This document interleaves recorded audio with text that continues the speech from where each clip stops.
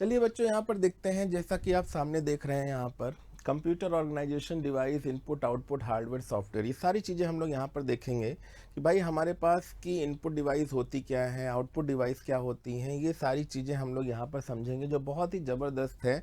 और जितने भी बच्चे यहाँ पर ध्यान से देखिएगा, जितने भी बच्चे यहाँ पर किसी तरह से एसएससी का कोई भी पार्ट हो, ठीक है, चाहे वो सीजीएल का कोई पार्ट हो, जो भी क्वालिफाइंग सब्जेक्ट हैं, जहाँ पे भी आपका कंप्यूटर आता है, चाहे वो ट्रिपल सी हो, चाहे वो ओ लेवल हो, चाहे ए लेवल हो, किसी भी सोसाइटी, किसी भी एग्ज़ाम में कंप्यूटर आता है तो उसके लिए बहुत ही बेस्ट क्लास है। तो सारे बच्चे यहाँ पर आ जाएं और सभी लोग इसको पढ़ें और इसको अच्छे से शेयर करें, क्योंकि सारी जानकारी हम लोगों के लिए ज़रूरी है।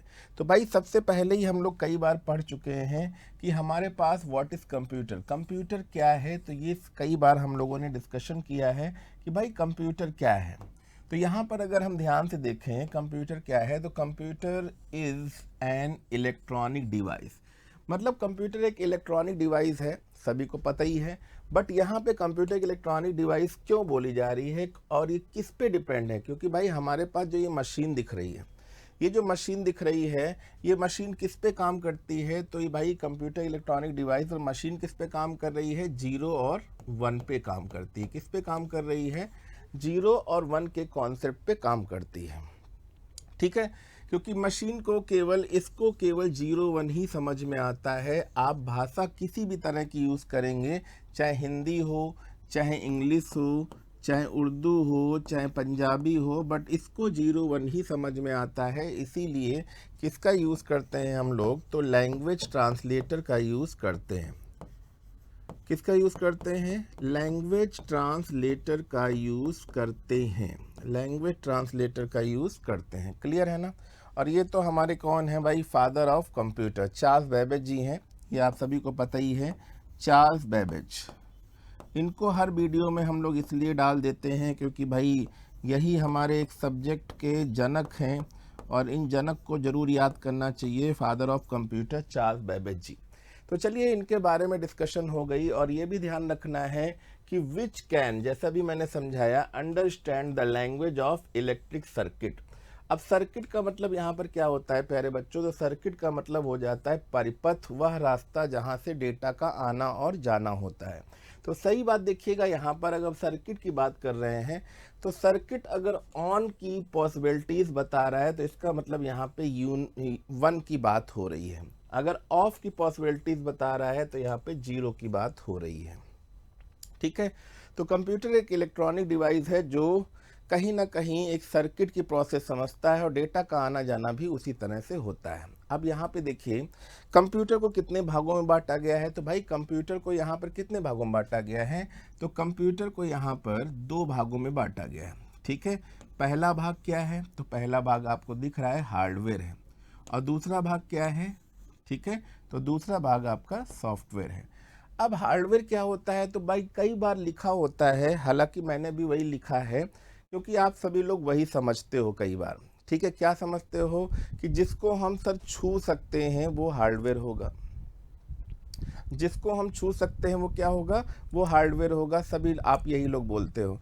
बट यहाँ पे ध्यान से समझिएगा सारे प्यारे बच्चों, ध्यान से देखिएगा। बढ़िया सी, अगर अच्छी सी नॉलेज लेनी है, ज़बरदस्त नॉलेज लेनी है, तो इसको आपको ध्यान से देखना पड़ेगा कि हार्डवेयर क्या है। तो आप बोलोगे ऑल पार्ट्स, ठीक है, ऑल पार्ट्स,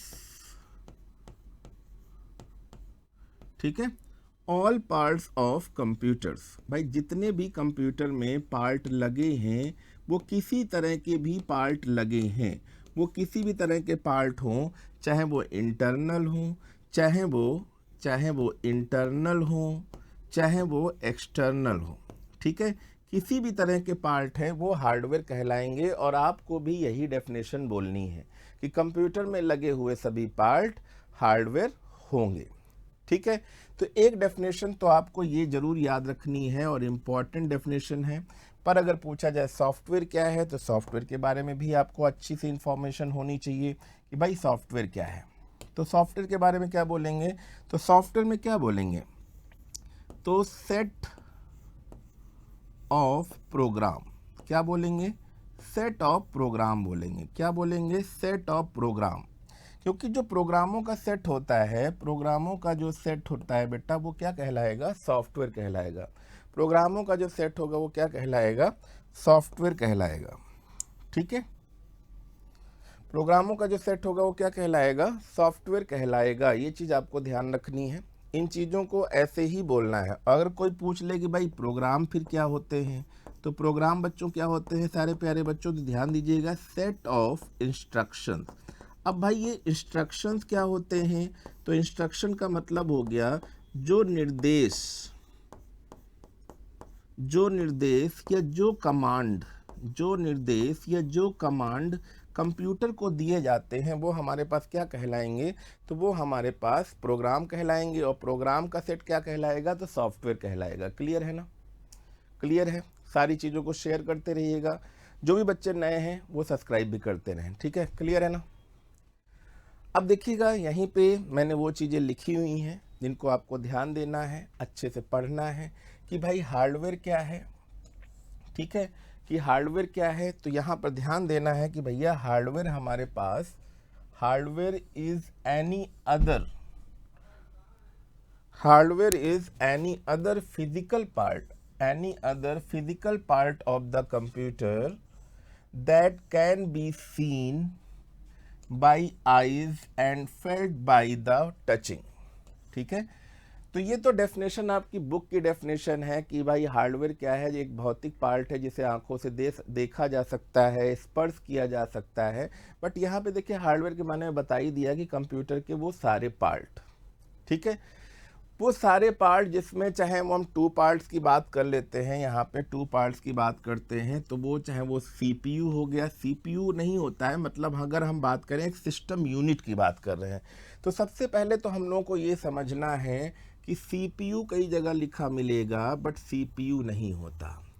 अगर हम इस पार्ट को देखें जिसमें SMPS ऊपर लगा होता है प्यारे बच्चों, और यहाँ पे आपने देखा होगा कि कई बार पावर बटन, रिस्टार्ट बटन और कुछ ऐसा आपको दिखता है, USB वाले, और आपका माइक हो गया, ठीक है, ईयरफोन हो गया, इस टाइप से आपको मिलेगा।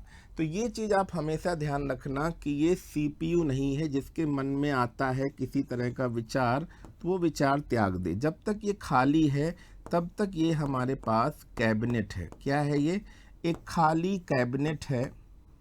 ठीक है, खाली कैबिनेट है। कैबिनेट का मतलब क्या हो गया? एक ऐसा बॉक्स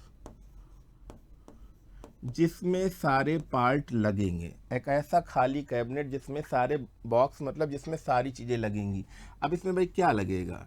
अगर हम बात करें तो रैम इसी पे लगनी है, पर रैम कहाँ लगेगी? तो मदरबोर्ड पे लगेगी। और मदरबोर्ड पे ही क्या लगेगा? तो मदरबोर्ड पे ही तो वो CPU नाम की चिप लगेगी, जिसको हम लोग प्रोसेसर बोलते हैं ना। ठीक है, तो ये आपका कैबिनेट है। इसके अंदर जितने भी पार्ट लगे हैं, अब इसी से चाहे आपका कीबोर्ड अटैच हो, इसी से आपका माउस अटैच है, इसी से सारे आपके पोर्ट अटैच है। ठीक है, वो सारे पार्ट क्या कहलाएंगे? हार्डवेयर कहलाएंगे। वो सारे पार्ट क्या कहलाएंगे? हार्डवेयर कहलाएंगे। ठीक है, अब सॉफ्टवेयर के बारे में बात करते हैं। तो सॉफ्टवेयर क्या हो गया? तो अभी मैंने आपको बताया था कि सॉफ्टवेयर क्या है? Set of program. Set of program. तो सॉफ्टवेयर क्या है बेटा? सेट ऑफ प्रोग्राम है। ठीक है, तो भाई सॉफ्टवेयर सेट ऑफ प्रोग्राम तो लिखा ही है, पर अब प्रोग्राम क्या होता है तो ये भी ध्यान देना है। मैंने अभी बताया, फिर से मैं रिपीट करे दे रहा हूँ, क्योंकि प्रोग्राम अगर देखें तो चाहे वो C लैंग्वेज का प्रोग्राम हो, चाहे C++ का प्रोग्राम हो, क्योंकि प्रोग्राम तो किसी भी चीज़ का होता है। C लैंग्वेज का भी हो सकता है, C++ का होता है, HTML का भी हो सकता है, ठीक है, जावा का भी हो सकता है। ठीक, बट इन सभी को अगर हम देखें तो इन सभी का क्या होता है? कोई कोडिंग ही तो लिखी जाएगी भाई। क्या लिखी जाएगी? कोई ना कोई कोडिंग ही लिखी जाएगी। तो वो जो कोडिंग होगी वो कोई ना कोई क्या दिया जा रहा है कि भाई कोई ना कोई क्या दिया जा रहा है? कमांड। कोई ना कोई कमांड दिया जा रहा है, और कमांडों का जो सेट है भाई, कमांड है हमारे पास, वो हमारे पास किसका काम कर रहे हैं? तो निर्देश का ही तो काम कर रहे हैं। किसका काम कर रहे हैं? निर्देश दिए जाने का काम कर रहे हैं। तो प्रोग्राम का मतलब ही हो गया set of instructions. Set of instructions की बात करते हैं, सेट ऑफ इंस्ट्रक्शंस की बात करते हैं। ठीक है, तो ये कोडिंग हो गई, इंस्ट्रक्शंस हो गए, सारी चीज़ें आपने देख ली, पढ़ ली। ठीक है, अब सॉफ्टवेयर तो आप समझ गए होंगे, हार्डवेयर भी समझ गए होंगे कि हार्डवेयर क्या है, कंप्यूटर के वो सारे पार्ट। हार्डवेयर क्या है? तो कंप्यूटर के ऑल पार्ट्स ऑफ कंप्यूटर, वो हमारे क्या कहलाएंगे? तो भाई क्या कहलाएंगे? तो वो सारे के सारे जो पार्ट हैं वो हार्डवेयर कहलाएंगे। ठीक है, अब हार्डवेयर में चाहे आपको यहाँ पे दिख रही है, क्या दिख रहा है यहाँ पे? यहाँ पे आपको क्या दिख रहा है? CD रोम दिख रहा है। क्या दिख रहा है? CD रोम दिख रहा है। ठीक है, क्लियर? CD रोम दिख रहा है। यहाँ पे आपको क्या दिख रहा है? माउस दिख रहा है।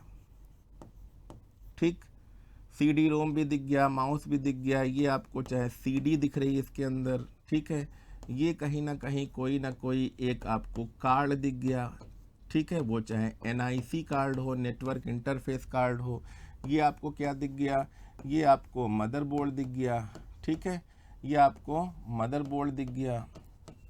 ठीक, ये आपका क्या हो गया? तो ये ऑडियो वीडियो जो कार्ड होते थे पहले, तो ये ऑडियो कार्ड हो गया। ठीक है, ये आपको रैम दिख गई। ठीक, और ये आपको क्या दिख गया? प्रोसेसर दिख गया। ठीक है, और सॉफ्टवेयर आपको दिख ही रहे हैं। तो ये सारे पार्ट जितने भी लगे हैं वो सब हार्डवेयर हैं। ठीक है, और सॉफ्टवेयर भी आपको पता चल गया सेट ऑफ प्रोग्राम है, क्योंकि जो सॉफ्टवेयर हैं वो कहीं ना कहीं सेट ऑफ प्रोग्राम। और प्रोग्राम अगर हम देखें तो किस में बनाते हैं? किसी ना किसी लैंग्वेजेस में बनाते हैं। तो ये सारी की सारी क्या दिख रही हैं? लैंग्वेजेस दिख रही हैं। ठीक है, चलिए आगे बढ़ते हैं। तो अभी हम लोगों ने बात करी थी CPU। तो CPU तो नहीं है, ये तो हमें पता चल गया अच्छी तरह से कि ये एक ऐसा बॉक्स है, एक ऐसी चीज़ है जिसमें हम कहीं ना कहीं सारे पार्ट को लगाते हैं। ठीक है, और SMPS क्या है? SMPS एक ऐसी डिवाइस है, SMPS एक ऐसी डिवाइस है जो हमारे पास कहीं से भी जो पावर आती है, वो पावर कहाँ से आ रही है? किसी ना किसी चीज़ से आ रही है। तो पावर हमारे पास किस रूप में आती है? AC के रूप में आती है। तो AC को किस में चेंज कर देगा SMPS? तो वो किस में चेंज कर देगा? DC में। तो इसीलिए इसे बोलते हैं switch mode power supply. Switch mode power supply बोलते हैं। आगे बढ़ते हैं। अब आ रहा है जैसे CPU, तो हम इस चिप की बात कर रहे हैं। CPU की हम किसकी बात कर रहे हैं? पिछले लेक्चर पे भी हमने बताया है कि CPU तो हमारे पास कुछ इस टाइप से एक चिप दिख रही है ना, ये चिप है। इस चिप को हमने बताया है कई बार कि किस चीज़ की चीज़ ये बनी होती है। तो ये बेटा आपको सिलिकॉन की चिप बोली जाती है। किसकी बोली जाती है? तो ये एक सिलिकॉन की चिप है। कैसी चिप है? सिलिकॉन की चिप है। और सिलिकॉन की चिप की अगर बच्चों हम लोग बात करें तो सिलिकॉन की चिप जो बनी, इसी को हम लोग प्रोसेसर बोलते हैं। इसी को हम लोग माइक्रो प्रोसेसर भी बोलते हैं। तो ये भाई जो चिप है, प्रोसेसर है, ये CPU है, ये कब इंट्रोड्यूस हुआ है? तो इसको भी ध्यान दीजिएगा, 1970 में प्यारे बच्चों इंटेल कंपनी ने इसको इंट्रोड्यूस कराया था। इंटेल कंपनी ने इसको इंट्रोड्यूस कराया था। जो सबसे पहला प्रोसेसर था वो था 4004। चाहे मैंने फिर कहा ना प्रोसेसर, तो ये सबसे पहला था। और अगर सबसे लेटेस्ट की बात कर रहे हैं, आज की बात कर रहे हैं, सन 2025 की बात कर रहे हैं, तो आज हमारे पास लेटेस्ट प्रोसेसर है i9। ठीक है, तो ये चीज़ ध्यान रखिएगा। तो वही जो CPU है, CPU को कितने भागों में बांटा गया है? तो सबसे पहले हम लोग देख लेते हैं ALU, अर्थमेटिक लॉजिक यूनिट। दूसरा क्या है? Control unit. और तीसरे पे हम मेमोरी यूनिट रखते हैं। ALU का काम क्या है? सारे बच्चे आप सभी लोग जानते होंगे, नहीं जानते हैं तो हम बता दें। ALU मतलब arithmetic logic unit.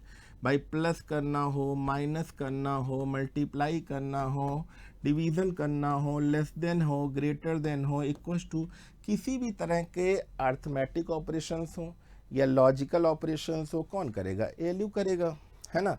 But control unit क्या करता है? ये उस तरह से एक फैक्ट्री का सुपरवाइजर है, जब भी कोई डेटा इनपुट डाला जाता है तो उसको निर्देश देने का काम करता है कि भाई अब आपको आगे क्या करना है।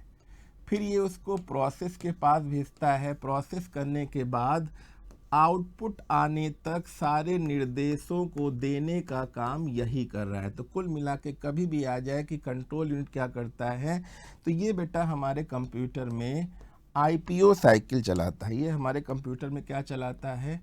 आईपीओ साइकिल चलाता है। क्या चलाता है? आईपीओ साइकिल चलाता है। क्लियर है ना? अब मेमोरी यूनिट की बात कर रहे हैं ना, मेमोरी यूनिट। तो मेमोरी यूनिट क्या होता है कि भाई कोई भी चीज़ प्रोसेस करने से पहले, प्रोसेस करने से पहले कहीं ना कहीं डेटा तो होल्ड करेगा। तो होल्ड करने के लिए मेमोरी यूनिट एक टेम्परेरी का मतलब आप सभी लोग जानते होंगे, थोड़ी देर के लिए होल्ड करने के लिए एक स्पेस प्रोवाइड करता है, एक स्पेस प्रोवाइड करता है। क्लियर ना? तो थोड़ा थोड़ा आपको जानना है जिससे आपके पेपर गलत ना हो, ये चीज़ आपको जाननी है। क्लियर है ना? अब देखिएगा पेरीफेरल डिवाइस। अब पेरीफेरल डिवाइस जैसा एक पार्ट आ गया, पेरीफेरल डिवाइस। ठीक है। अब पेरीफेरल का मतलब क्या होता है? तो peripheral is other external part of the computer, चाहे वो इंटरनल हो चाहे एक्सटर्नल हो, जो भी कंप्यूटर में चीज़ें लगी हुई हैं खासकर, वो सारी की सारी पेरीफेरल डिवाइस होती हैं। पेरीफेरल का मतलब ही हो गया कंप्यूटर में, ठीक है, कंप्यूटर में लगे हुए, कंप्यूटर में लगे हुए सारे पार्ट, कंप्यूटर में लगे हुए सारे पार्ट जितने भी लगे हैं, कंप्यूटर में लगे हुए सारे पार्ट क्या कहलाएंगे? तो कंप्यूटर में लगे हुए सारे पार्ट पेरीफेरल डिवाइस कहलाएंगे। डिवाइस मतलब उपकरण, पेरीफेरल डिवाइस कहते हैं, पेरीफेरल डिवाइस कहते हैं। क्लियर? पेरीफेरल डिवाइस कहते हैं। अब पेरीफेरल डिवाइस में कौन कौन सी चीज़ें आएंगी? तो भाई एक इनपुट डिवाइस हो गई। क्या हो गई? इनपुट डिवाइस हो गई। एक हमारे पास प्यारे बच्चों आउटपुट डिवाइस हो गई। तीसरी क्या हो गई? स्टोरेज डिवाइस हो गई। चौथी क्या हो गई? प्रोसेसिंग डिवाइस हो गई। और छठी पांचवी कौन सी हो गई? कम्युनिकेशन डिवाइस हो गई। तो इन सारी चीज़ों को हम लोग पढ़ेंगे, विस्तार से पढ़ेंगे।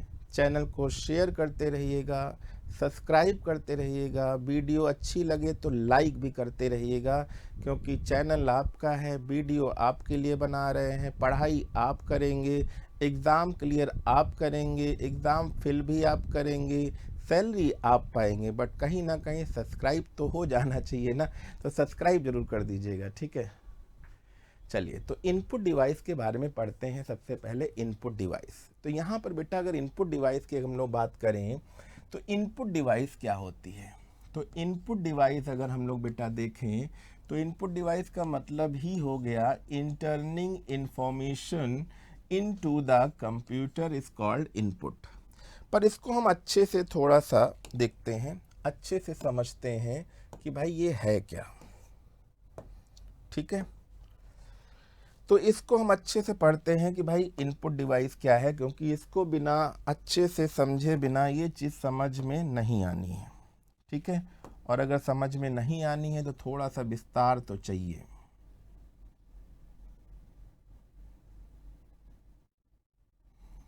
ठीक है, तो सबसे पहले देखते हैं कि भाई इनपुट डिवाइस क्या है। Input input device input device क्या है? इनपुट डिवाइस क्या है, इसको हम लोग देखेंगे। इनपुट डिवाइस क्या है? तो भाई जिस डिवाइस के द्वारा, जिस डिवाइस के थ्रू, ये डेफिनेशन याद रखिएगा, बताइए तो हम लिख भी दें। ठीक है, चलिए लिख देते हैं।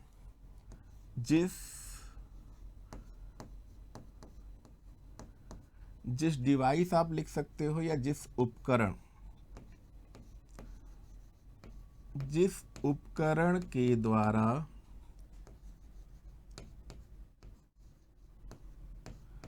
जिस उपकरण के द्वारा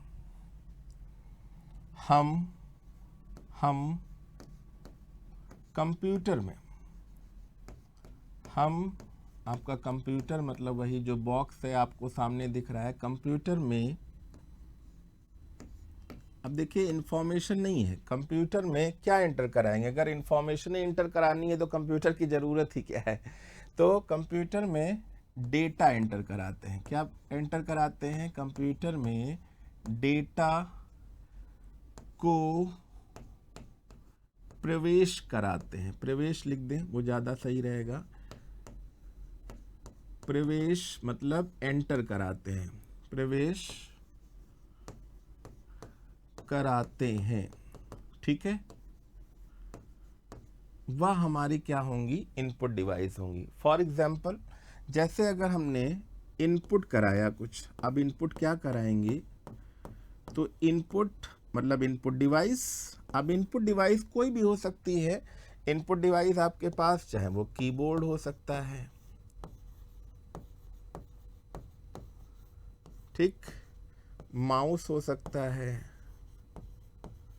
ठीक, कि कोई भी डिवाइस हो सकती है। अब इनमें से कोई भी अगर डिवाइस है बेटा, चाहे वो कीबोर्ड हो चाहे माउस हो, अब इस इनपुट डिवाइस के द्वारा हम क्या एंटर करा रहे हैं? तो भाई कीबोर्ड से हम क्या टाइप करेंगे? तो फॉर एग्जांपल अगर हम देखें तो उसको हम डेटा बोलेंगे, क्योंकि इन्फॉर्मेशन नहीं बोलते। और डेटा जो भी होगा, डेटा जो भी होगा वो क्या होगा? रॉ फैक्ट होगा ना। डेटा जो भी होगा वो कोई रॉ फैक्ट्स होगा और कोई ना कोई फिगर्स होगा। रॉ फैक्ट्स होगा या फिगर्स होगा। अब रॉ फैक्ट्स फिगर का मतलब क्या हो गया? जैसे हमने कोई भी टाइप किया होगा तो या तो 0 से 9 तक नंबर प्रवेश करा रहे होंगे, ए से लेकर जेड तक कोई भी अल्फ़ाबेट होंगे या स्मॉल ए होंगे। तो ये तो अभी कोई इन्फॉर्मेशन नहीं बन रही ना, ये तो कोई इन्फॉर्मेशन नहीं बन रही ना। पर जब हमने इनपुट के द्वारा डेटा प्रवेश करा दिया तो भैया ये डेटा कहाँ बढ़ेगा? अब आगे बढ़ेगा। अब आगे कहाँ जाएगा? तो आगे तो कहीं ना कहीं कहाँ जाना है? प्रोसेसर के पास। और प्रोसेसर को हम लोग भाई क्या बोलते हैं? तो प्रोसेसर को तो मैंने अभी बताया था कि सीपीयू की बात हो रही है। सीपीयू मतलब सेंट्रल प्रोसेसिंग यूनिट। सीपीयू मतलब सेंट्रल प्रोसेसिंग यूनिट। तो सीपीयू को हमने कई बार बताया कि कौन से कितने भागों में बांटा जाता है। तो सीपीयू का एक पार्ट हो गया एएलयू और एक पार्ट हो गया सीयू। तो इनको तो आप अच्छे से जानिए। एएलयू का काम क्या होता है? Arithmetic logic unit. मतलब अगर इसमें से कुछ प्लस माइनस इनटू डिवाइडेशन से संबंधित है, लेस देन ग्रेटर देन से संबंधित है, तो एएलयू करेगा। और इसका काम ही है कंट्रोल करना, मतलब जो भी इनपुट जा रहा है उसको देखेगा। तो इनपुट गया, प्रोसेस कराना, और जब तक आउटपुट ना आ जाए तो पूरी की पूरी साइकिल, पूरी की पूरी साइकिल कौन चलाएगा? सीयू चलाएगा। पर कोई भी ऐसा डेटा जो हमें कुछ देर के लिए होल्ड कराना है, प्रोसेस कराना है, कुछ ऐसा कराना है, तो यहाँ पे कहीं ना कहीं मेमोरी यूनिट का भी योगदान माना जाएगा। मेमोरी यूनिट का भी योगदान माना जाएगा। तो भाई प्रोसेस होने के बाद अब क्या होगा? तो प्रोसेस होने के बाद जब यहाँ से डेटा प्रोसेस होने के बाद निकलेगा तब हमारे पास क्या बन जाएगा प्यारे बच्चों? तब वो बनेगा आउटपुट। क्या बनेगा? तब यह एक आउटपुट हो गया। और आउटपुट को हम लोग क्या बोलते हैं? तो आउटपुट को ही तो बच्चों क्या बोलते हैं? रिजल्ट्स। आउटपुट को ही क्या बोलेंगे? जो रिजल्ट आया। और रिजल्ट ही हमारे पास क्या कहलाती है? तो रिजल्ट ही हमारे पास बच्चों इंफॉर्मेशन कहलाती है। क्या कहलाती है? इंफॉर्मेशन कहलाती है। क्लियर? तो अब ये इंफॉर्मेशन क्या हो गई? देखो कितनी दूर इंफॉर्मेशन आई। तो इंफॉर्मेशन क्या हो गई? तो इंफॉर्मेशन तो वो हुई जो यहाँ पे प्रोसेस हुआ था। जो यहाँ पर प्रोसेस हुआ है किसी तरह से, उस प्रोसेस्ड डेटा को हम लोग इंफॉर्मेशन बोलेंगे। तो प्रोसेस्ड डेटा, यहाँ से प्रोसेस्ड हुआ डेटा क्या कहलाएगा? इंफॉर्मेशन कहलाएगा। तो इतनी चीज़, इस चित्र को आपको बहुत अच्छे से समझना है। ठीक है, चलिए तो आगे चलते हैं। हम लोग बात कर रहे थे कि सबसे पहली जो इनपुट डिवाइस थी, या कह सकते हो कि इनपुट डिवाइस का बॉस या किंग, तो keyboard is the king of input device. Keyboard is the king of input device. तो भाई कीबोर्ड किसने बनाया, कहाँ से आया, बहुत सारी चीज़ें हमारे पास होती हैं, बट इन चीज़ों को हम लोग पढ़ेंगे। ठीक है, ठीक है। कीबोर्ड को हम लोग पढ़ेंगे, बहुत डीप से पढ़ेंगे, बट यहाँ पर हम लोग देखते हैं तो कीबोर्ड की अगर हम लोग बात करें तो कीबोर्ड भी हमारे पास 3 टाइप के होते हैं। कीबोर्ड भी हमारे पास 3 टाइप के होते हैं। चाहे वो सबसे पहला होता है नॉर्मल कीबोर्ड, ठीक है, दूसरा होता है स्टैंडर्ड कीबोर्ड, और तीसरा होता है मल्टी मीडिया कीबोर्ड। तो कई बार क्वेश्चन आया है कि एक नॉर्मल कीबोर्ड में हमारे पास कितनी की होती है। तो नॉर्मल कीबोर्ड में हमारे पास 104 से लेकर 108 की होती हैं। एक नॉर्मल कीबोर्ड जैसे ये दिया हो, ठीक है, 104 पर। अगर पूछा जाए लैपटॉप में कितनी की होती हैं, तो लैपटॉप जब इंट्रोड्यूस हुआ तो लैपटॉप में टोटल 84 कीज थी। टोटल कितनी की थी, 84 कीज थी। और लैपटॉप इंट्रोड्यूस कब हुआ था, तो 1981 में एडम ऑसबॉर्न ने द्वारा इंट्रोड्यूस हुआ, और मार्केट में इंट्रोड्यूस कराने वाली कंपनी थी इप्सन। कौन सी कंपनी थी, इप्सन, जो प्रिंटर में योगदान देती है। ठीक है, तो ये चीज़ आपने ढंग से समझ ली होगी। जो लिख रहे हैं, जो समझ रहे हैं, वो उतार भी सकते हैं और इसको अच्छे से पढ़ सकते हैं। ठीक है, इसको आप उतार लीजिएगा, अच्छे से समझ लीजिएगा, जिससे आपको ढंग से समझ में आ जाए। कोई डाउट हो तो भी बताइए।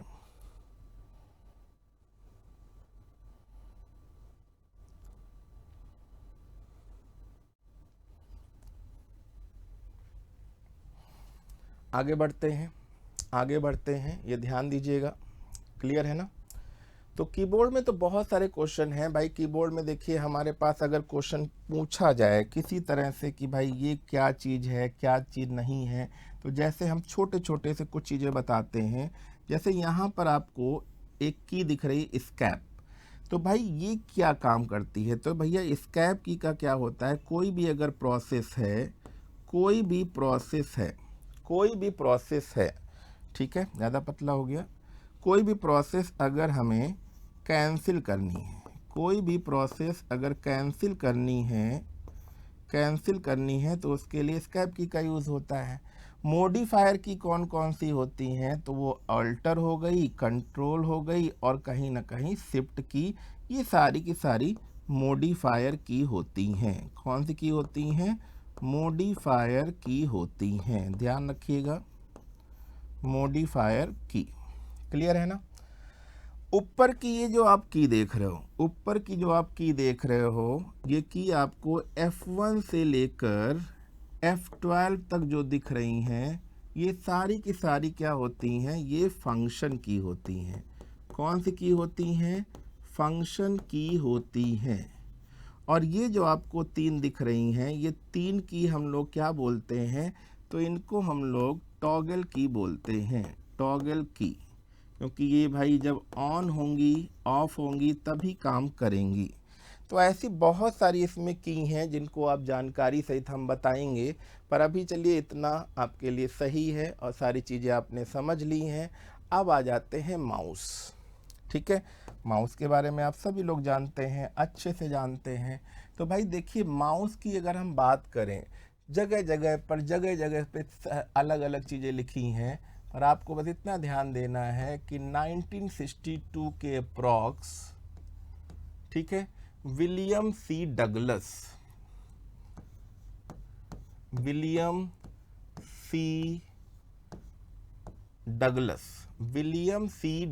की अगर हम लोग बात करें, विलियम सी डगलस की बात करें तो इन्होंने ही भाई माउस बनाया, ठीक है। सेकेंड वर्ल्ड वार से संबंधित थे, ये भी ध्यान रखिएगा। सेकेंड वर्ल्ड वार जो हुआ वहीं से देखा जाए तो बहुत लोग माउस के पक्ष में, कीबोर्ड के पक्ष में, कंप्यूटर की बहुत सारी ऐसी चीज़ें हैं उनके पक्ष में कहीं ना कहीं योगदान दिया, ठीक है। तो माउस भी बेटा हमारे पास ध्यान दीजिएगा, माउस की अगर हम लोग बात करते हैं तो माउस भी हमारे पास 3 टाइप का होता है, ठीक है। सबसे पहला जो माउस है वो हमारे पास कैसा माउस था बेटा, मैकेनिकल माउस था। कौन सा माउस था, मैकेनिकल माउस, ठीक। दूसरा कौन सा माउस था, ऑप्टिकल माउस।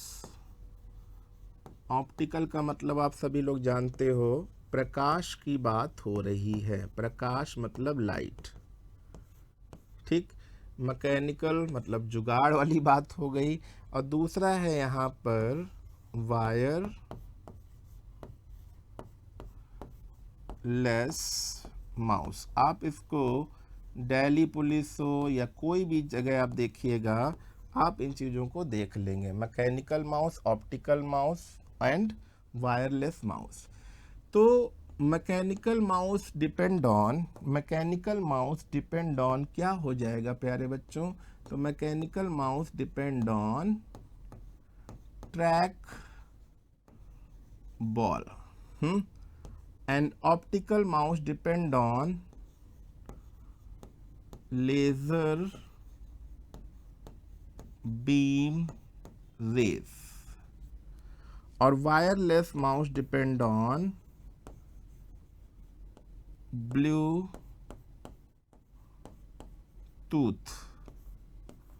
ब्लूटूथ माउस, ठीक है। तो अब इसको भी हम देखें ब्लूटूथ। अब ब्लूटूथ आप जानते हो, ब्लूटूथ हमारे पास कैसी डिवाइस है, तो भैया ये हमारे पास इसके लिए पेयर करना पड़ता है, मतलब एक आपका जो सिस्टम यूनिट है उसमें लगेगा, पेयरिंग डिवाइस है, जोड़े में काम करता है, ठीक है। पेयरिंग डिवाइस जिसकी रेंज अगर हम देखें तो इसकी रेंज क्या होती है बेटा, तो 10 से 12 मीटर तक, 10 से 12 मीटर तक ये हमारे पास कनेक्टिविटी दिखाता है, ठीक है। तो माउस आपको पता ही चल गया, माउस आपको सामने दिख भी रहा है, ठीक है। अगर हम बनाना चाहें तो हम बना भी सकते हैं आपके लिए माउस। देखिए माउस हमारे पास कुछ इस टाइप से होता है और आपके सामने बना हुआ है, ठीक है। बस इसमें आपको वो चीज़ें दिखानी है कि किस चीज़ की हम बात कर रहे हैं। तो यहाँ पर अगर हम देखें तो अगर हम इसकी बात करें ट्रैक बॉल, तो माउस में सबसे पहले क्या पड़ी होती थी, ये बॉल रहती थी, है ना, ये बॉल। तो mouse depend on track ball, ठीक है। और इस बॉल का मूवमेंट कराने के लिए यहाँ पर एक स्टिक लगी होती थी और एक यहाँ पे स्टिक लगी होती थी, ठीक है। एक यहाँ पे स्टिक लगी होती थी, एक यहाँ पे लगी होती, तो डिपेंड ऑन ट्रैक बॉल। अब अगर हम बच्चों यहाँ पर बात करें कि जब ये बॉल हट गई तो फिर क्या आ गया, यहाँ पे आपने देखा होगा एक लाइट जैसी आ गई, जब आप इसको उठाते होंगे तो depend on laser beam rays, तो ये ऑप्टिकल माउस हो गया, ठीक है। ब्लूटूथ में क्या हो गया, ब्लूटूथ में ये जो वायर आपको दिख रहा है ये वायर नहीं था, तो ब्लूटूथ हमारे पास क्या कर रहा है, वायरलेस माउस का मूवमेंट कराता है। अब एक चीज़ और इम्पॉर्टेंट देखते हैं, ठीक है, बहुत इम्पॉर्टेंट है। देखिए जैसे हम लोग देखते हैं भाई, ये हमारा राइट है, ये लेफ्ट है, तो अगर हम इधर घूमेंगे तो ये वाला हिस्सा माउस का राइट हो जाएगा, ये वाला हिस्सा क्या हो जाएगा बेटा, राइट हो जाएगा, और ये वाला हिस्सा क्या हो जाएगा, लेफ्ट हो जाएगा। ये राइट, ये लेफ्ट, ठीक है। और बीच में जो चल रहा है इसको हम लोग क्या बोलते हैं, स्क्रॉल, ठीक है। तो ये हमारे पास क्या कहलाएगा, स्क्रॉल। तो स्क्रॉल का मतलब तो आप समझते हो, स्क्रॉल बार का मतलब समझते हो कि किसी भी चीज़ को अप डाउन कराने के लिए। तो अगर जैसे क्वेश्चन में आया था कि भाई अगर हमें किसी भी पॉइंट को सेलेक्ट करना है, किसी भी फाइल को सेलेक्ट करना है, तो किस की को हम प्रेस करेंगे, तो लेफ़्ट वाली अगर हम क्लिक करेंगे तो लेफ़्ट से हम क्या कर लेते हैं बेटा, सेलेक्ट कर लेते हैं, लेफ्ट से हम लोग क्या कर लेते हैं, सेलेक्ट करते हैं। और राइट से क्या होगा, तो राइट से हम लोग प्रॉपर्टीज ओपन करते हैं। जिस चीज को हमने सेलेक्ट किया है उसकी प्रॉपर्टी को ओपन करने के लिए, ओपन करने के लिए हम देख सकते हैं, ओपन करने के लिए, ठीक है। स्क्रॉल बार, स्क्रॉल बार में अगर हम देखें तो स्क्रॉल बार तो आप समझ ही गए होंगे। और ये जो हमारे पास आगे एरो दिख रहा है इसे हम लोग क्या बोलते हैं, पॉइंटर। इसे हम लोग क्या बोलते हैं, पॉइंटर। इसीलिए माउस को हम लोग पॉइंटिंग डिवाइस भी बोलते हैं, इसीलिए माउस को हम लोग एक पॉइंटिंग डिवाइस भी बोलते हैं, ये ध्यान रखिएगा, ठीक है। जैसे क्वेश्चन आया था कि माउस के द्वारा किसी भी चीज को, जैसे इस आइकन्स को उठाकर यहाँ रखना, अब उठाओगे तो है नहीं, माउस को सरकाते ही तो हैं, तो इसे हम लोग क्या बोलेंगे, ड्रैग एंड ड्रॉप। तो ड्रैग एंड ड्रॉप की बात हो रही है। क्लियर, क्लियर है ना। तो देखिए कितना शानदार चीज़ें आपको मैंने बता दी, आपने समझी होंगी। आगे बढ़ते हैं, अब आ जाता है लाइट पेन। तो लाइट पेन बच्चों क्या है, ये भी हमारे पास क्या है, देखिए ये चीज़ ध्यान रखिएगा, अभी हम सब लोग इनपुट डिवाइस के बारे में ही पढ़ रहे हैं, भटकना नहीं है, भटकना नहीं है कि हाँ यार क्या अब हम पढ़ने लगे। इनपुट डिवाइस, तो light pen is also pointing device, ये भी पॉइंट का बात दिख रही ना, यहाँ पे देखिएगा पॉइंटिंग डिवाइस। इसका यूज़ क्या होता है, तो जब भी आप ड्राइविंग लाइसेंस बनवाने जाते होंगे तो आपने देखा होगा डिजिटल, ठीक है, डिजिटल सिग्नेचर, जो डिजिटल हम लोग सिग्नेचर की बात करते हैं, डिजिटल सिग्नेचर की बात करते हैं, डिजिटल साइन की बात करते हैं, उसके लिए आपने देखा होगा कि पर्टिकुलर एक पैड होता है, उस पैड पे आप लोग साइन करते होंगे, एक पेन ऐसे लिखता है तो वो साइन आपको यहाँ पर दिखेगा जब भी आप ड्राइविंग लाइसेंस देखेंगे या कुछ भी। और ये तो एक कॉमन सी चीज़ है जॉयस्टिक, क्योंकि जॉयस्टिक का काम बस एक ही दिखता है कि joystick is using for game. जितने भी मॉल वगैरह होता है उसमें आपने देखा होगा तरह तरह के जो गेम होते हैं, उन गेम को, गेम मतलब खेलना, खेलने वाले जो वहाँ पे कंप्यूटर लगे होते हैं रेसिंग के लिए, उनके लिए जॉयस्टिक का यूज़ होता है, ठीक है। अब लिखा है scanner, hard copy to soft copy, ठीक है। तो भाई स्कैनर भी हमारे पास इनपुट डिवाइस है। कई बार पेपर में अलग अलग चीज़ें आ जाती हैं कि स्कैनर हार्ड को मतलब इनपुट डिवाइस भी है, आउटपुट डिवाइस है, पर यहाँ पे हमेशा ध्यान रखिएगा कि स्कैनर क्या है, यहाँ पे कोई हम पेज रखते हैं ना, और उस पेज को क्या कर देता है, पेज मतलब हार्ड कॉपी, पेज मतलब हार्ड कॉपी, और इसको किस में चेंज कर देता है, सॉफ्ट कॉपी। सॉफ्ट कॉपी का मतलब होता है बेटा डिजिटल फॉर्म में, सॉफ्ट कॉपी का मतलब क्या होता है, डिजिटल फॉर्म में ये चेंज कर देता है, डिजिटल फॉर्म में चेंज कर देता है। डिजिटल फाइल मतलब कि जैसे कोई भी पेन ड्राइव है उसमें आप कोई ना कोई फाइल या डॉक्यूमेंट के रूप में उस फाइल को आप सेव कर सकते हो, ठीक है। पर अगर पूछा जाए स्कैनर भी कितने टाइप के होते हैं, तो ये भी ध्यान रखना है, स्कैनर भी बेटा हमारे पास 2 टाइप के होते हैं। तो भाई सबसे पहला तो आप खुद ही देख रहे हो कि यहाँ पर हम लोग फ्लैट स्कैनर की बात कर रहे हैं। किसकी स्कैनर बात कर रहे हैं, फ्लैट स्कैनर की बात कर रहे हैं। फॉर एग्जांपल ये स्कैनर हो गया। दूसरा क्या है, जो इस टाइप को, जिसको हम लोग बारकोड रीडर बोल देते हैं, पर बारकोड तो आपके पास ये चीज़ दिख रही है ना, तो ये जो वाला जो स्कैनर है जिससे आप लाल लाइट देखते होगे करते हुए, तो इसे बोलते हैं बेटा हैंड, इसे वाले इसको क्या बोलते हैं, हैंड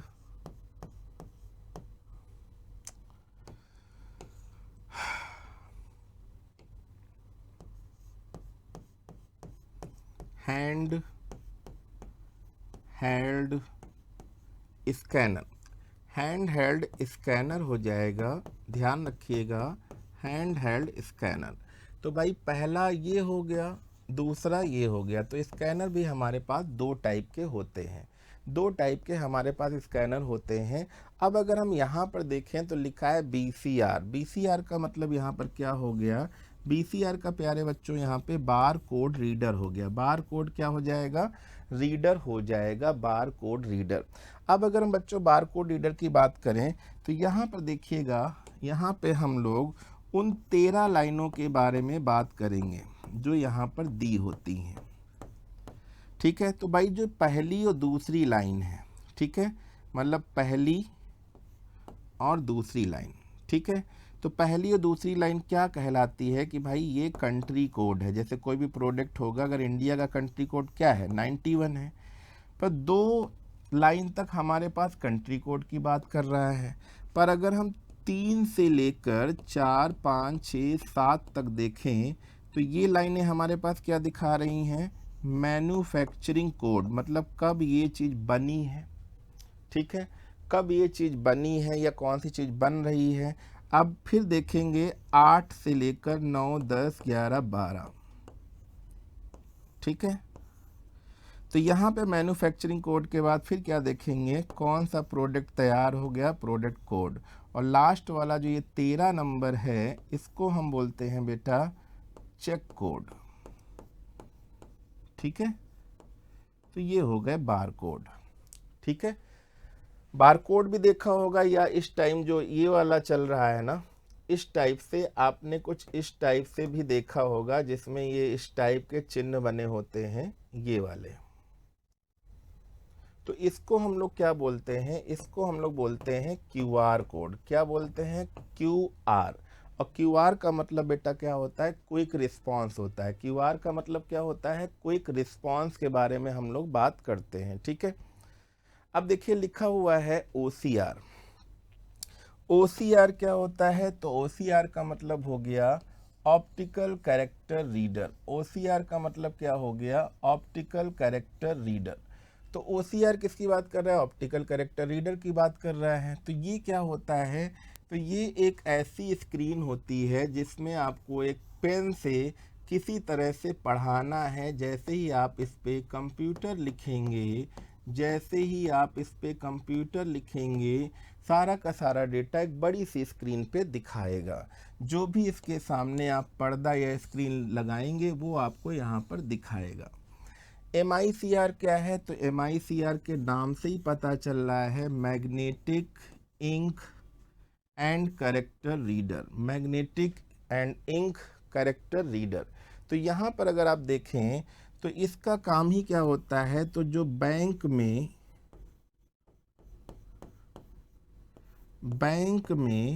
जो चेक होते हैं, जो बैंक में बेटा चेक होते हैं, उन चेकों को देखने के लिए कि कैसे होते हैं, ओरिजिनल हैं कि असली हैं, उसके लिए हम किसका यूज़ करेंगे, MICR का यूज़ करते हैं।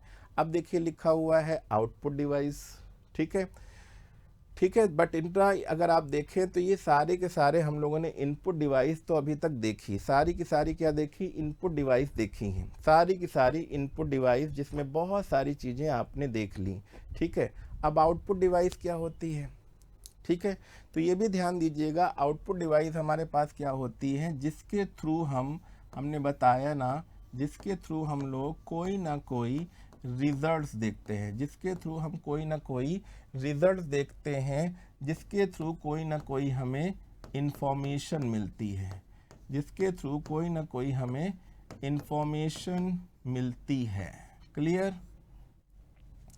तो अगर हम आउटपुट डिवाइस की बात कर रहे हैं तो आउटपुट डिवाइस कौन सी होंगी, output device provide 2 types of output, चाहे वो सॉफ्ट कॉपी वाला आउटपुट हो, चाहे हार्ड कॉपी वाला होगा, मतलब चाहे प्रिंटर से आया हुआ आउटपुट हो, चाहे मॉनिटर के द्वारा। क्लियर है ना। तो यहाँ पर अगर हम देखें तो हमारे पास आउटपुट डिवाइस में कौन कौन सी चीज़ें आ रही हैं, एक मॉनिटर हो गया। मॉनिटर, मॉनिटर को हम लोग और किस नाम से जानते हैं, तो मॉनिटर को बेटा हम लोग बोलते हैं VDU। क्या बोलते हैं, VDU, visual display visual display unit, visual display unit बोलते हैं। और इसके अंदर अगर आप ध्यान से देखें, इसके अंदर जो कलर पड़े होते हैं वो हम लोग बोलते हैं वीजीए। उसको हम लोग क्या बोलते हैं? VGA, video graphic array. क्या बोलते हैं? वीडियो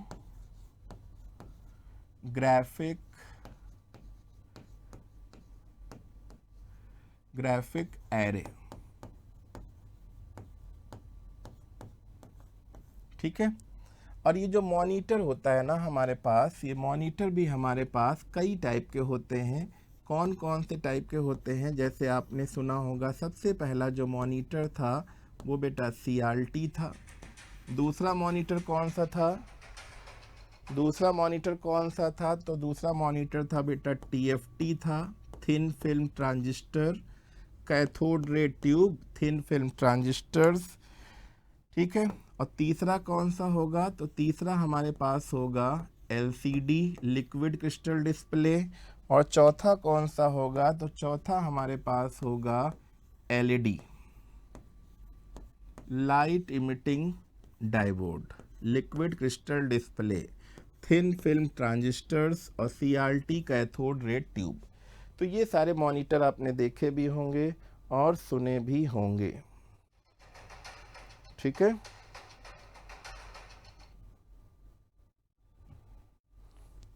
आगे देखते हैं। दूसरा भाई मॉनिटर हमने देख लिया। ठीक है। दूसरा हमारे पास क्या है? प्रोजेक्टर। तो प्रोजेक्टर भी हमारे पास क्या है? ये भी हमारे पास एक सॉफ्ट कॉपी आउटपुट देता है। क्योंकि प्रोजेक्टर से हम लोग क्या करते हैं, जैसे हम लोग कभी भी मूवी देखने जाते हैं, ठीक है, तो मूवी के टाइम आपने देखा होगा जो सामने हमारे पास एक पिक्चर डिस्प्ले होती है, पिक्चर हमारे पास डिस्प्ले होती है। उस पिक्चर के द्वारा ही जो मूवी हमारे पास डिस्प्ले हो रही है, उस पिक्चर को जो दिखाया जा रहा है वो किसके द्वारा दिखाया जा रहा है? वो प्रोजेक्टर के द्वारा दिखाया जा रहा है। तो ये भी हमारे पास एक आउटपुट डिवाइस हो गई। ठीक है। अब हम लोग प्रिंटर की बात करते हैं। तो भाई प्रिंटर की अगर हम लोग बात करें तो प्रिंटर भी प्रोवाइड हार्ड कॉपी। प्रिंटर क्या है? तो प्रिंटर भी हमारे पास एक हार्ड कॉपी प्रोवाइड करता है। जैसे प्रिंटर के बारे में हम लोग कुछ पढ़ेंगे, तो प्रिंटर के बारे में थोड़ी सी डिटेल देखते हैं। तो अगर हम प्रिंटर की बात करें प्यारे बच्चों, ध्यान दीजिएगा, प्रिंटर, ठीक है, तो प्रिंटर हमारे पास दो टाइप के होते हैं। प्रिंटर हमारे पास दो टाइप के होते हैं। एक होता है बेटा इम्पैक्ट, एक क्या होता है? इम्पैक्ट प्रिंटर होता है। और दूसरा कौन सा होता है? Non impact. दूसरा कौन सा प्रिंटर होता है? नॉन इम्पैक्ट प्रिंटर होते हैं। इम्पैक्ट और एक नॉन इम्पैक्ट। इम्पैक्ट और नॉन इम्पैक्ट में फ़र्क क्या है? इम्पैक्ट और नॉन इम्पैक्ट में फ़र्क क्या है? तो जो प्रिंटर पेपर के संपर्क में है, भाई यहाँ पे क्या है? इम्पैक्ट प्रिंटर का मतलब ही हो गया जो हमारे पास कंप्यूटर में, प्रिंटर में पेपर लगा है, पेपर के अगर संपर्क में आए, पेपर में किसी भी तरह से प्रभाव डाल रहा है, प्रभाव मतलब संपर्क में आ रहा है, उससे अटैच हो रहा है, तो वो प्रिंटर क्या कहलाएगा? Impact printer. ठीक है। और ऑल इम्पैक्ट प्रिंटर, जितने भी इम्पैक्ट प्रिंटर हैं वो किस पे काम करते हैं? तो वो सारे के सारे आप देखिएगा ज़्यादा से ज़्यादा इनमें सब में रिबन लगा होता है, जैसे टाइपराइटर मशीन में लगा होता है, उस तरह से आप उसमें देखेंगे। ठीक है। तो इम्पैक्ट प्रिंटर में कौन कौन से प्रिंटर आते हैं? तो सबसे पहले अगर हम ध्यान दें तो आपका DMP प्रिंटर आता है, dot matrix printer. Dot matrix printer, जिसमें आपने देखा होगा रेलवे में, LIC में, हर जगह डॉट मैट्रिक्स प्रिंटर यूज़ होते हैं। कौन से प्रिंटर यूज़ होते हैं? Dot matrix, dot matrix printer. ठीक। लाइन प्रिंटर भी आपने सुना होगा, क्योंकि जो कॉपियों वगैरह में लाइन होती है उनको भी देखिएगा कई बार पेपर के संपर्क में आते हैं। डेजी व्हील प्रिंटर भी आपने देखा होगा, डेजी व्हील, ये भी प्रिंटर आपके इम्पैक्ट प्रिंटर में आते हैं। इनको हम लोग इलेक्ट्रॉनिक प्रिंटर भी बोलते हैं, इनको हम लोग इलेक्ट्रॉनिक प्रिंटर भी बोलते हैं, इलेक्ट्रॉनिक प्रिंटर भी बोलते हैं, ठीक है, इलेक्ट्रॉनिक प्रिंटर भी बोलते हैं। क्लियर है ना? तो ये सारे के सारे इम्पैक्ट प्रिंटर हैं। जैसे पेपर में आया था कि कौन से प्रिंटर पेपर के संपर्क में आके प्रिंटिंग करते हैं, तो ध्यान दीजिएगा इम्पैक्ट प्रिंटर आपका अच्छा सा एग्जाम्पल हो जाएगा। डीएमपी, लाइन, डेजी व्हील, कुछ भी होगा, ये सब इम्पैक्ट में आएंगे। अब नॉन इम्पैक्ट में कौन कौन से प्रिंटर आते हैं? नॉन इम्पैक्ट में कौन से प्रिंटर आएंगे, तो इसको ध्यान रखना कि जहाँ पे इंक की बात हो रही है, किसकी बात हो रही है? इंक।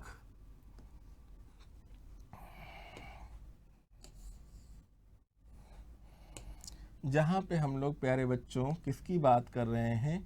इंक की बात हो रही है। इंक मतलब किसी न किसी पिचकारी नुमा चीज से उसका छिड़काव हो, पिचकारी नुमा चीज से छिड़काव हो, ठीक है, जैसे हम लोग उसे कॉटरेज बोलेंगे। तो यहाँ पे कौन कौन से प्रिंटर आएंगे? जैसे आपने एक प्रिंटर का नाम सुना होगा इंकजेट, ठीक है, कौन सा प्रिंटर सुना होगा? तो यहाँ पे आपने इंकजेट प्रिंटर के बारे में सुना होगा। इंकजेट प्रिंटर में आपने देखा होगा कॉटरेज रिफिल होती हैं, कॉटरेज रिफिल होती हैं। तो इसमें तो भैया आपको इंक दिखेगा, इसमें आपको इंक दिखेगा।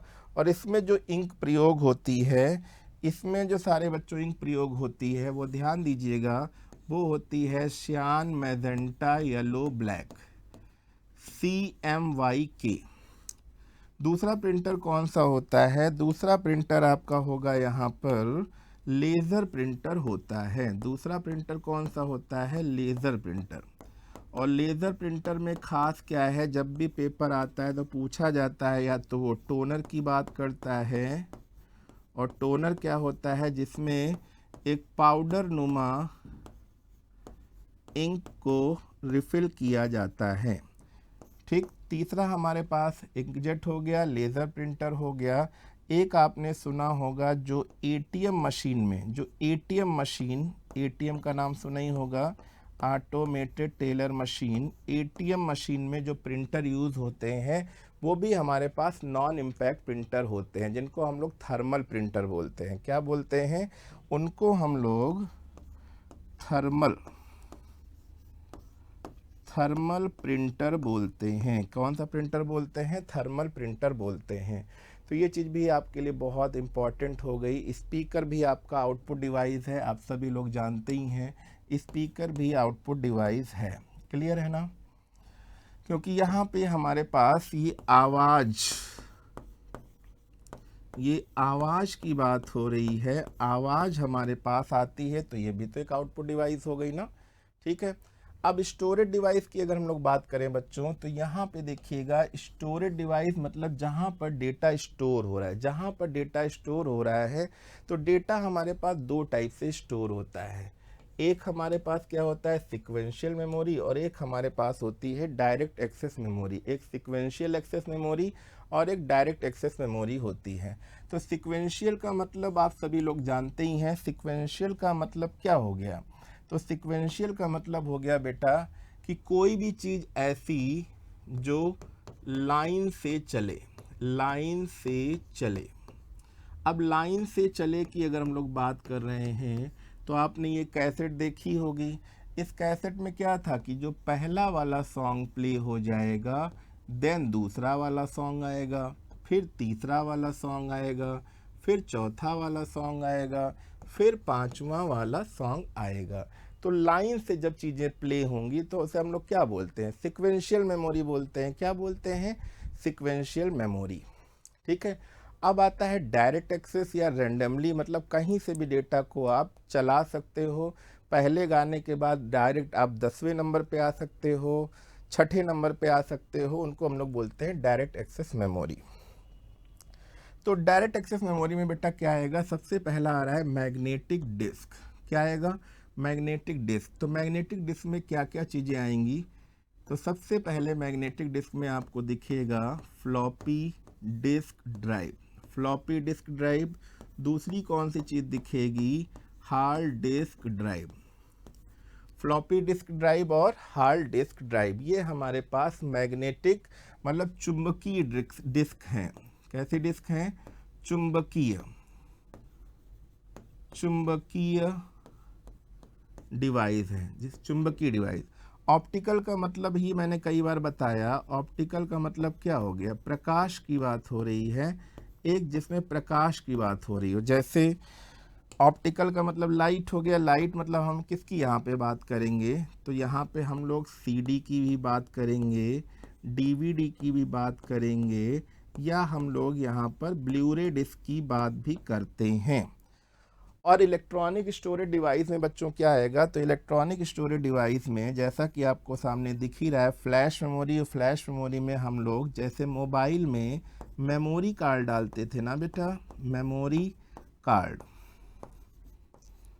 तो मेमोरी कार्ड की बात कर रहे हैं, मेमोरी कार्ड की यहाँ पर बात हो रही है। ठीक है, चलिए आगे बढ़ते हैं। तो जैसे सबसे पहले हम लोग बात कर रहे थे हार्ड डिस्क, तो हार्ड डिस्क हमारे पास क्या है? HDD मतलब hard disk drive, store large amount of data, store large amount of data. तो पहली बात तो आप ये ध्यान रखिएगा, कई बार आ जाता है ये एक नॉन वोलेटाइल मेमोरी के रूप में भी आती है, नॉन वोलेटाइल।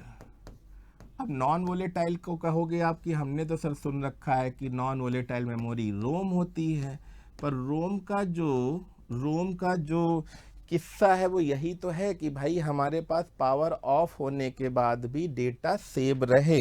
तो पावर ऑफ होने के बाद डेटा तो यहाँ भी सेव रहता है भाई। पावर अगर ऑफ हो जाए, पावर ऑफ हो जाए तो डेटा तो यहाँ भी सेव रहता है। पावर ऑफ होने के बाद, पावर ऑफ होने के बाद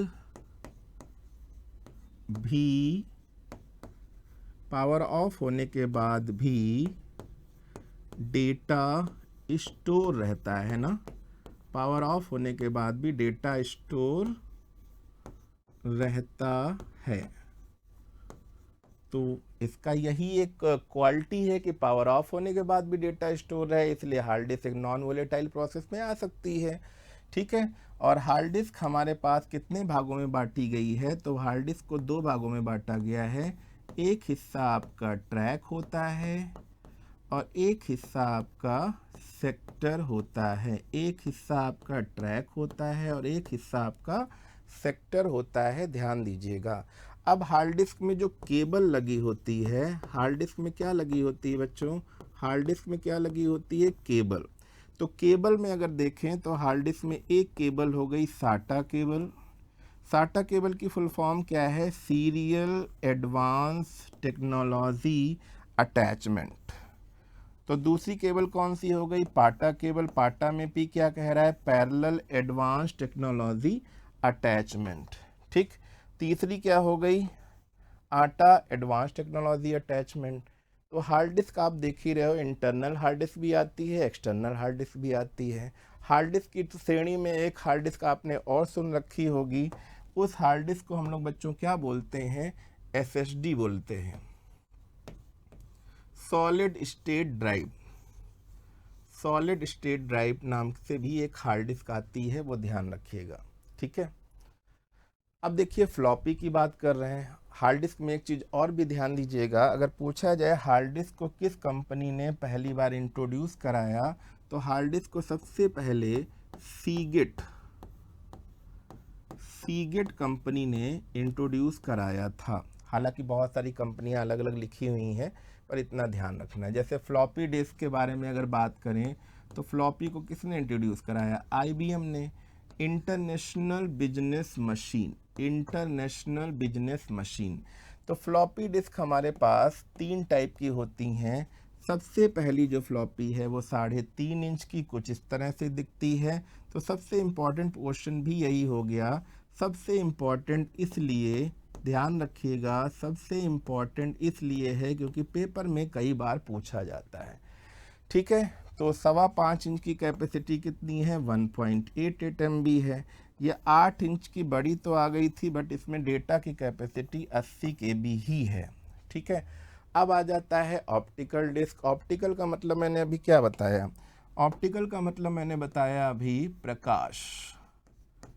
ऑप्टिकल का मतलब मैंने क्या बताया, प्रकाश की बात हो रही है। टाइप ऑफ ऑप्टिकल डिस्क, जैसे सीडी है, सीडी की फुल फॉर्म क्या है, कॉम्पैक्ट डिस्क। इसकी कैपेसिटी कितनी है, मतलब जो डेटा स्टोर कर रहा है वो कम से कम 700 MB कर रहा है। सीडी में आर क्या है, तो मतलब रिकॉर्डेबल है क्या, भाई डेटा रिकॉर्ड करने के लिए भी आया था ना, तो डेटा रिकॉर्ड करने के लिए इसका काम होता है। ठीक है, फिर लिखा है सीडी आरडब्ल्यू। तो आरडब्ल्यू का मतलब क्या हो गया कि किसी भी डिस्क को हम दोबारा से इरेज करके फिर से राइट कर सकते हैं। डीवीडी क्या है, तो ये डिजिटल वीडियो डिस्क भी है और डिजिटल वर्सेटाइल डिस्क भी है। और इसकी कैपेसिटी कितनी होती है, तो इसकी कैपेसिटी होती है बेटा 4.7 GB। कितनी कैपेसिटी होती है, 4.7 GB होती है। और दूसरा फिर क्या दिया है, VRD ब्लूरे डिस्क है। इसकी कैपेसिटी कितनी होती है, तो ये 25 GB और 25 GB मिला के 50 GB के आसपास होती है। और इसमें एक चीज़ और ध्यान रखिएगा, ये आपका HD डेटा को सेव करने में एक सहायक स्टोरेज डिवाइस है। और दूसरी कौन सी है, HBD है, होलोग्राफिक वर्सेटाइल डिस्क। इसकी कैपेसिटी कितनी होती है, 6 टेराबाइट। इसकी कैपेसिटी कितनी होती है, 6 टेराबाइट होती है। ठीक है, तो ये इतनी सारी आपने सारी चीज़ें पढ़ी और ये सारी की सारी इनपुट डिवाइस आउटपुट डिवाइस आपने पढ़ ली, जो बहुत इम्पॉर्टेंट हैं, जो बहुत इम्पॉर्टेंट हैं। इसके बाद भी बहुत सारी चीज़ें हैं जो हम आपको पढ़ाएंगे। ठीक है, जो आपकी सारी चीज़ें इसमें आएंगी वो सारी चीज़ें भी हम आपको बताएंगे। ठीक है, जैसे आपने देखा प्रोसेसिंग डिवाइस के बारे में तो आप सभी लोग जानते ही हैं। प्रोसेसिंग डिवाइस अगर हम देखें तो प्रोसेसिंग डिवाइस में किसकी बात हो रही है भाई, प्रोसेसिंग डिवाइस में किसकी बात हो रही है, तो प्रोसेसिंग डिवाइस में अगर देखें तो hardware inside a computer that interprets and manipulates incoming data during this stage. तो भाई प्रोसेसिंग डिवाइस में क्या आएगा, तो प्रोसेसिंग डिवाइस में आप सभी लोग जानते हो कि प्रोसेसिंग डिवाइस में किसकी बात हो रही है, CPU। प्रोसेसिंग डिवाइस में किसकी बात यूज़ हो रही है, तो सेंट्रल प्रोसेसिंग यूनिट की बात हो रही है। तो भाई ये सेंट्रल प्रोसेसिंग यूनिट क्या है, इसी को हमने क्या बोला, इसी को हम प्रोसेसर बोलते हैं। इसी को हम लोग छोटा हो गया तो माइक्रो प्रोसेसर बोलते हैं। और प्रोसेसर माइक्रो प्रोसेसर या CPU को इंट्रोड्यूस कब किया गया, तो 1970 में इंटेल कंपनी ने 1970 में इंटेल कंपनी ने फर्स्ट टाइम जो सबसे पहला प्रोसेसर लॉन्च किया था 4004 था। फिर 8008 प्रोसेसर आया, फिर 8084 आया, फिर 8085 आया, फिर 8086 प्रोसेसर आया, फिर आपका कौन सा आया, साइरेक्स आया, फिर सेलरॉन आया। कौन सा आया, सेलरॉन आया। और लेटेस्ट कौन सा चल रहा है, तो i9 प्रोसेसर चल रहा है। क्लियर। अब देखिए लिखा है कम्युनिकेशन एंड नेटवर्किंग डिवाइस, जिसके द्वारा हम लोग कोई बातचीत कर रहे हैं, कम्युनिकेशन कर रहे हैं, दूरभाष कर रहे हैं, डेटा का आदान प्रदान कर रहे हैं। तो किसी भी तरह से अगर हम देखें, any hardware that can send and receive data, instruction and information is referred to as a communication device. ठीक है, तो भाई जिसमें हम किसी की बात कर लें, जैसे मॉडम है, तो modem is one kind of communication tool that join the channel to sending और रिसीविंग डिवाइस। मतलब ये एक इनपुट डिवाइस भी एक आउटपुट डिवाइस है। और मॉडम की फुल फॉर्म क्या होती है, मॉड्यूलेटर डीमॉड्यूलेटर। क्योंकि मॉडम करता क्या है, एनालॉग से डिजिटल सिग्नल चेंज कर रहा है और डिजिटल से एनालॉग में चेंज करता है। ठीक है, तो ऐसी ही बहुत डिवाइस जैसे आप यहाँ पर देख रहे हैं, जैसे कि आप यहाँ पे देख रहे हैं NIC कार्ड है, नेटवर्क इंटरफेस कार्ड। हब है, एक सेंट्रल डिवाइस है जिससे सारे कंप्यूटर कनेक्ट होंगे। रिपीटर, अगर सिग्नल लॉस हो जाए तो उसके लिए रिपीटर की बात करते हैं। राउटर क्या है, तो राउटर तो आप सभी लोग जानते हैं कि जब भी हम लोग कभी वाईफाई की बात करें, एक वायरलेस इन्वायरमेंट में इंटरनेट की बात करें, वायरलेस फिडिलिटी की बात करें, तो हम लोग राउटर का यूज़ करते हैं। और ये हमारे पास क्या हो गया, ईथरनेट स्विच, जो हब की तरह है, जो सारे कंप्यूटर को कनेक्ट करता है, ठीक है, एक लोकल एरिया नेटवर्क बनाता है। तो ये बहुत सारी चीज़ें हो गई, ठीक है, क्लियर है ना, क्लियर है। तो यही सारी चीज़ें अभी मैंने आपको बताई थी शुरुआत में ही कि भाई सॉफ्टवेयर क्या है, सॉफ्टवेयर को कितने भागों में बांटा गया है, ये सारी चीज़ें भी पढ़ेंगे, ठीक है। तो चलिए आज के लिए इतना हो गया, और बहुत सारी चीज़ें आपने पढ़ ली। तो अगर आपको मेहनत लगी हो, सारी चीज़ें आपको अच्छी लगी हों, सारी चीज़ें अगर आपको अच्छी लगी हों, तो आप चैनल को सब्सक्राइब जरूर करते रहिएगा, शेयर जरूर कर दीजिएगा, क्योंकि इतना लंबा वीडियो बनाया है, मेहनत भी लगती है और आपके लिए इम्पॉर्टेंट भी है। तो सारे जो बच्चे एसएससी की तैयारी कर रहे हैं, सीजीएल की तैयारी कर रहे हैं, ट्रिपल सी की तैयारी कर रहे हैं, ओ लेवल की तैयारी कर रहे हैं, ए लेवल की तैयारी कर रहे हैं, उनके लिए ये लेक्चर बहुत इम्पॉर्टेंट है। तो सभी वो बच्चे जो प्रतियोगी परीक्षाओं की तैयारी कर रहे हैं, उनको ये आप ज़रूर शेयर कर दें, ठीक है। तो चलिए, थैंक यू, धन्यवाद, मिलते हैं फिर किसी नेक्स्ट लेक्चर में, तब तक सब्सक्राइब करते रहें, ओके।